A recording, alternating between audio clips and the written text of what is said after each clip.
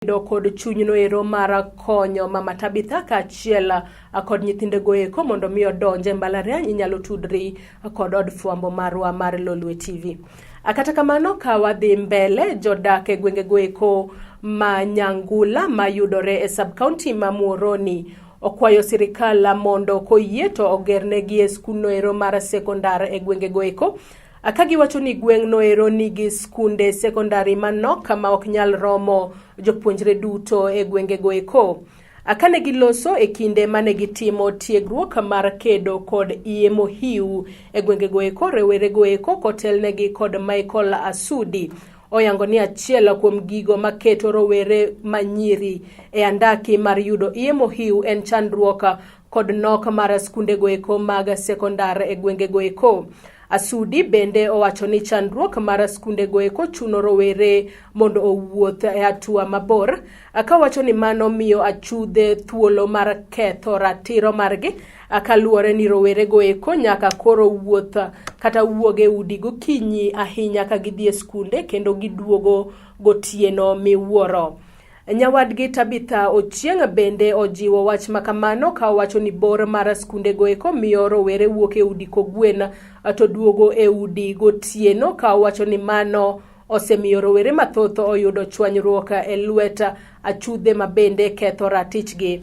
Komachielo joriemb apiko mawuok e gwengego eko mag Nyangoma osingore ni gibiro kawo okang' mar kedo kod jowetegi mabende ichich ni ketho ratiro mar rowere matindo, kagiwacho ni tim makamano en achiel kuom gigo mathiro dongruok e kind oganda kendo ketho nyinggi kaka joriemb apiko.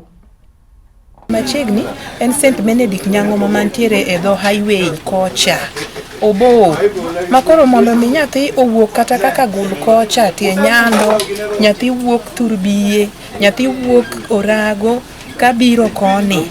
Mae kama nyathi manyako bende yude chwanyruok samo mondo kogwen kobiro sikul cha. Iyudo ka nyathi ma wuoyi moyie rite sama gibiro skul chande, nyathino ema chak ang' nomiye ich e tie bungu ka sama gidhi sikul. Kendo godhiambo ka nyithindo dok dala, iyudo ka nyathi manyako ni en gi nyathi moro ma wuoyi moyiega kata mana chung'ne e ang'o? Chung'ne e pesa mar pikipiki siling 20 kende nikech ok onyal yudo that 20 shillings mondo mi ochope dala chon. Magi gin yore mamiyo nyathi manyako nyalo mako ich at an early age, mamiyo somone bende nyalo kethre, ok obichopo lek mare kaka owuon nodware chunye. Koro county government koriwore kata mana gi national government ne wakwayo wan kaka jo area kapo nono ni ginyalo yie gigeronwa secondary school moro e diere ka matudo makawo nyithindo mawuok e area maka chakawo nyithindo mawuok e area matogi mawuok loka kocha kaka Nyakungru, Milenye, Orago, Turbiye to gi Kolang. Paro ni mano nyalo konyowa kabisa to kendo wan jonyuol wabiro bedo gi tich mayot mar weyo bedo gi wasi achiedh nade ni nyathina dhi chopo e sikul saadi to makoth chwe ni nyathina wang' nochop dala saadi. Kungo wawinjore ni nyithindo mang'eny bedo defiled kata gi face challenges nekech school madhi secondary school onge secondary school machiegni. Wan mana gi Nyangoma secondary gi Nyatao, kata sani chief owacho ni Nyatao mana gitimo transition opong' mok giyudo nafas ma nyithindo donje form 1. Solution mokwongo mawinjore ni ber ka stakeholders igero secondary school around manyalo serve schools ma Turbiye, Mula, Pauten kod part of Nyangoma. School ber ko bet within the sugar belt mondo serve these schools mondo konywa sustain also these girls mondo tiek education.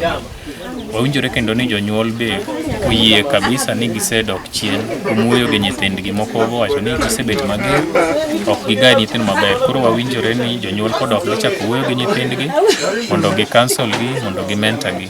Jopuonje man ka bo wacho ni gidhi strengthen guidance and counseling department mondo gi wuo gi nyithindo maber, tabia gi lokre mondo gikony jowetegi be mosemako ich be gidhi konyo mondo duogi otiek somogi. Wawinjore kendo ni ka cases gi wuok wabiro report gi maber molo defilement health facility mondo ng'i kaka konyogi cases mag kata rape. Then media be wawinjore ni mondo report in a positive way, but also mondo engage all the stakeholders mondo wang'e ni ng'ikni ni kanye kata challenge mantiere kanye. Wawinjore bende ni youth leaders be demobilize themselves, nyiri matindo be demobilize mondo gi communicate mondo wang'e kaka wanyalo geng'o cases mag mako ich ma nyithindo matindo.